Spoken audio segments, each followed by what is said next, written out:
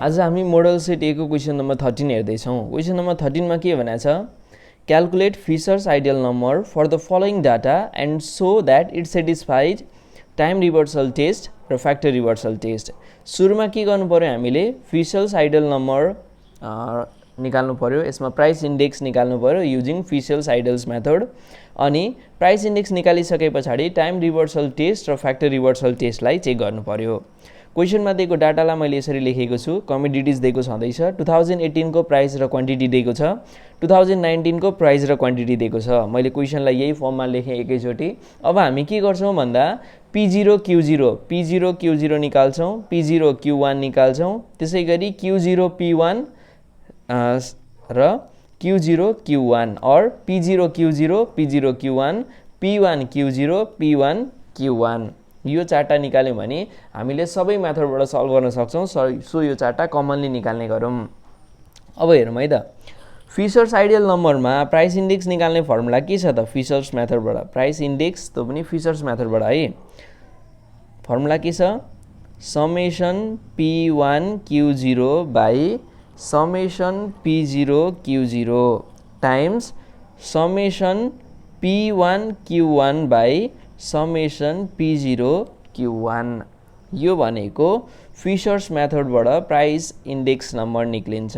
फर्स्टमा calculate Fisher's ideal number भनेको यो फर्मुला लाएर निक्लिहाल्छ। अब त्योदेखि फर्दर के गर्नु भनेको छ, हामीलाई टाइम रिभर्सल टेस्ट गर्नु भनेको छ।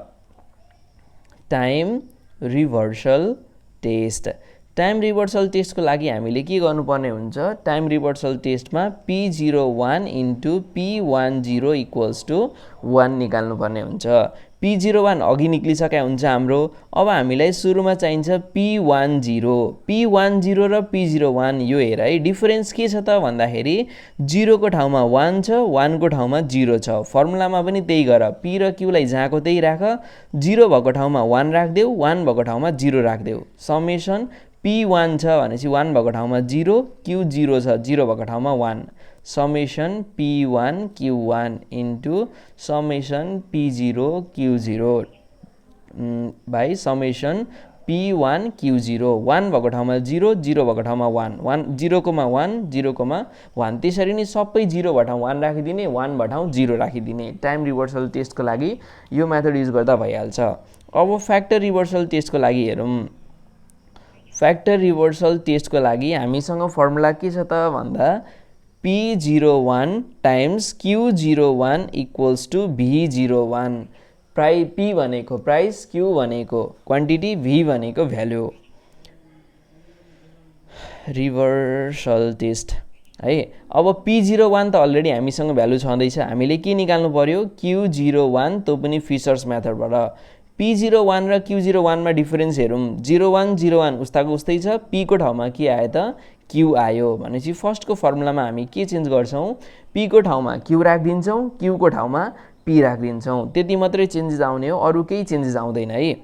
यहाँनिर फर्स्टमा के छ त, P1 Q0 भनेपछि हाम्रो फर्मुलामा अब के हुन्छ त, P को ठाउँमा Q1 P0, P को ठाउँमा Q, Q को ठाउँमा P, summation Q0 P0 into summation Q1 P1 summation mistake भयो, Q0 P1, P को ठाउँमा Q, Q को ठाउँमा P, त्यसै गरी P को ठाउँमा Q, Q को ठाउँमा P। यति गर्दाखेरि P01 लाई हामी त्यहीँबाट फर्मुला Q01 को पनि निकाल्न सक्छौँ। P को ठाउँमा Q ले रिप्लेस गरिदिने। P01 अघि आएकै छ, Q01 यो फर्मुला लाउँदा आउँछ। अब हामीलाई चाहियो V01। V01 चाहिँ प्राइस इन्डेक्स मेथडमा मात्रै नभएर जुनसुकै मेथडमा निकाल्दाखेरि पनि फिशर्स आइडियल नम्बरमा मात्रै नभएर अरू मेथडमा पनि निकाल्दाखेरि summation P1 Q1 by summation P0 Q0। यो भनेको करेन्ट इयरको price into quantity divided by base इयरको प्राइस इन्टु क्वान्टिटी गर्दाखेरि आउँछ। मेन भनेको त यदि फर्मुला थाहा हुने हो भने बाँकी सब क्याल्कुलेसन मात्रै हो, त्यस्तो डिफिकल्टिज केही पनि छैन। फर्मुला चाहिँ बुझ्नुपर्छ है हामीले। अब हामी के निकाल्छौँ त, सुरुमा P0 Q0 निकाल्छौँ। P0 Q0 भनेको P0 2018 को प्राइस, Q0 भनेको 2018 को क्वान्टिटी, 18 को लाई प्राइसलाई P0, क्वान्टिटीलाई Q0, 19 को प्राइसलाई P1, 19 को क्वान्टिटीलाई Q1, P0 Q0 मल्टिप्लाई गर, यो दुईटा मल्टिप्लाई गर, 8 into 60 480, 4 into 110 440, 6 into 70 420 अनि 12 into 38 गर्दाखेरि कति आउँछ त? 12 times 38 gives the result, sorry, Q0 भनेपछि 12 into 40 है, 12 into 40 गर्दा रिजल्ट कति आउँछ? 480. समेसन P0 Q0 को रिजल्ट कति आयो त भन्दा सबैलाई एड गरिदेऊ 1820. अब नेक्स्टमा P0 Q1, P0 ले कुनलाई गर्नु पर्यो? Q1 लाई. अघि P0 ले Q0 लाई गर्यो फर्स्टमा, अब P0 ले Q1 लाई गर्नु पर्यो. 8 into P0 ले Q1 लाई चाहिँ P0 ले Q1 लाई गर्नु पर्यो. 8 into 58 गर 464, 4 into 125 गर 500, 6 into 70 गर 420, 12 into 38 गर 456 गर्दा समेसन P0 Q1 भनेको रिजल्ट कति आयो त? 1840. त्यस्तै P1 Q0, अब P1 ले Q0 लाई गर्नु पर्यो, त्यसै गरी P1 ले Q1 लाई गर्नुपर्ने हुन्छ. सुरुमा P1 ले Q0 लाई गरौँ. 12 into 60 720, 4 into 110 440, 8 into 70 560, 14 into 40 गर्दाखेरि यो पनि कति त? 560. Summation P1 Q0. अब समेसन P1 Q0 को रिजल्ट ओभरअल सम कति आयो त? 2280. त्यस्तै P1 Q1 मा जाउँ. अब P1 ले Q1 लाई यो दुईटा छेउछेउको मल्टिप्लाई गर्ने, 12 into 58 रिजल्ट कति आउँछ? 696. 4 into 125 कति आउँछ? 500. 8 into 70 कति आउँछ? 560. 14 into 38 कति आउँछ त? 532. भनेपछि समेसन P1 Q1 को रिजल्ट कति आयो? 2288. अब हामी फर्मुला तर्फ जाउँ. 2288 आइसके पछाडि सुरुमा हामीले के निकाल्नु भनेको छ त? Price index number using Fisher's method P01F निकाल्नु भनेको छ. त्यसको फर्मुला भनेको summation P1 Q0 divided by summation P0 Q0 into summation P1 Q1 by summation P0 Q1. यदि हामीलाई इन्डेक्स नम्बर मात्रै निकाल्नु भनेको छ भने यहाँ इन्टु 100 पनि हुन्छ. यो अघि मैले इन्टु 100 नलेख्नुको कारण चाहिँ के त भन्दा टाइम रिभर्सल टेस्ट र फ्याक्टर रिभर्सल टेस्ट गर्दा चाहिँ हामीले P01 P10 त्यसै गरी P01 Q10 को भ्यालु लेख्दा इन्टु 100 गर्दैनौँ. सो त्यहाँ नलेखेको मात्रै हो. P10 फिशर्स आइडियल नम्बर मात्रै निकाल्नु भन्यो भने चाहिँ हामीलाई इन्टु 100 पनि चाहिन्छ है. अब भ्यालु हाल्यौँ. P10 Q0 भनेपछि P10 Q0 भनेको कति छ? 2280. P0 Q0 भनेको 1820 इन्टु त्यसै गरी हामीसँग P1 Q1 भनेको कति छ त? 2288. P0 Q1 भनेको कति छ त? 1840 इन्टु 100. यो सबै रुटभित्र हो, 100 चाहिँ रुटभन्दा बाहिर हो. भनेपछि कति आउँछ त? यो ओभरअल रिजल्ट मैले सबै क्याल्कुलेट गरेर एकैचोटि लेख्दै 124.81 आउँछ.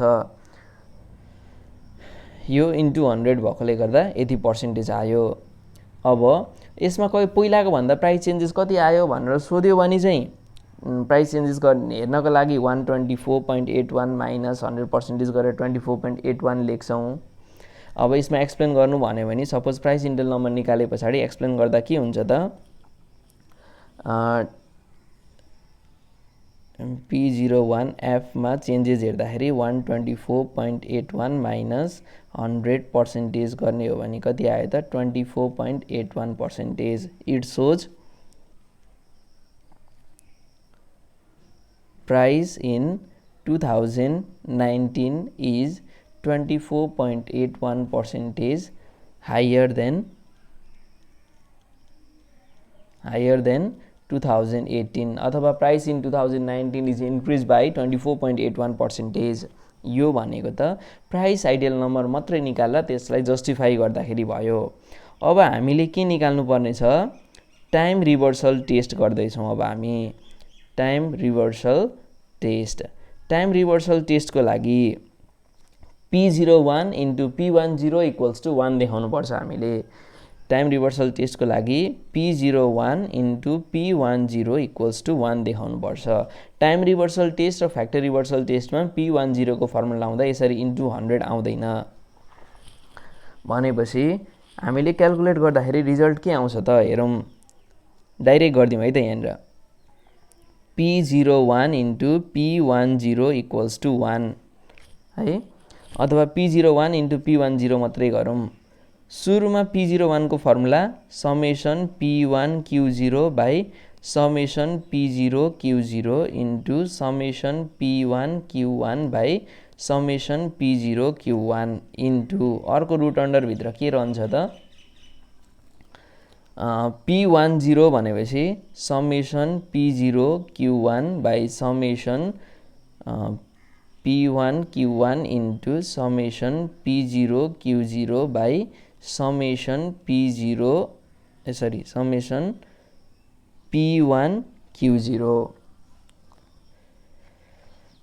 यो त मैले जस्ट फर्मुला मात्रै लेखेँ अब दुईटैमा रुट छ भनेपछि एउटै रुट अन्डर भित्र भ्यालु हाल्दियौँ समेसन p1 q0 को भ्यालु कति छ त 2280 त्यसैगरी p0 q0 भ्यालु कति छ 1820 p1 q1 को भ्यालु 2288 p0 q1 को भ्यालु 1840 p0 q1 को भ्यालु 1840 अनि p1 q1 को 2288 इन्टु p0 q0 भनेको 1820 बाई p1 q0 भनेको 2280 अब यहाँ हेर्ने हो भने यो र यो क्यान्सल यो र यो क्यान्सल यो र यो क्यान्सल यो र यो क्यान्सल कति आयो त रुट अन्डर भित्र 1 यो भनेको ओभरअल रिजल्ट कति आयो 1 आयो therefore it satisfies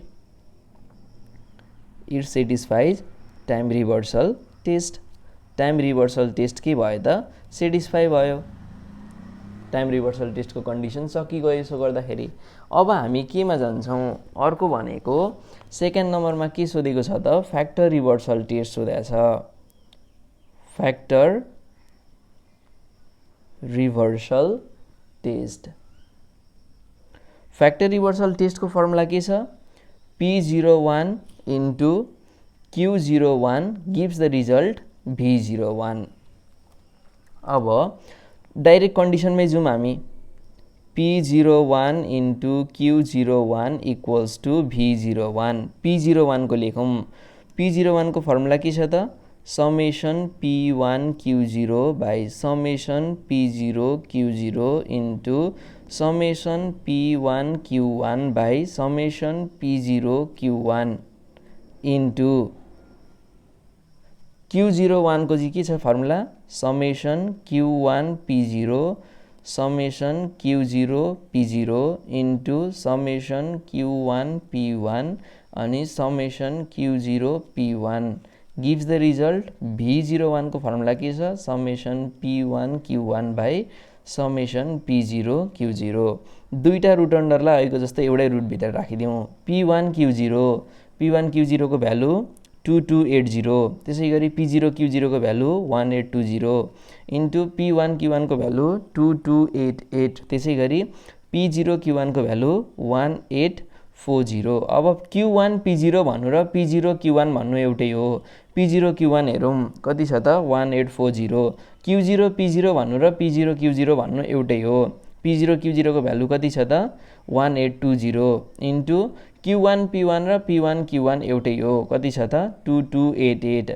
q0 p1 र p1 q0 एउटै हो 2280 इक्वल्स टु यतापट्टि समेसन p1 q1 भनेको 2288 समेसन p0 q0 भनेको 1820 यहाँ हेर्ने हो भने 1840 क्यान्सल त्यसैगरी अर्को 2280 क्यान्सल यहाँ के रह्यो त रुट अन्डर भित्र 2288 दुईटा 2288 छ भनेपछि त्यसको स्क्वायर र 1820 छ भनेपछि दुईटा 1820 भनेको त्यसको पनि स्क्वायर इक्वल्स टु 2288 बाई 1820 यो दुईटै रुट अन्डर भित्र स्क्वायर छ भनेपछि रुट अन्डर हटाउँदाखेरि स्क्वायर पनि हट्छ 2288 बाई 1820 इक्वल्स टु 2288 बाई 1820 20 दुईटैको रिजल्ट सेम आयो therefore it satisfied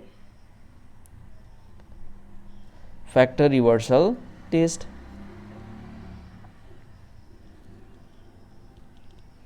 यदि फर्मुला याद हुने हो भने क्याल्कुलेसनमा केही डिफिकल्टी छैन.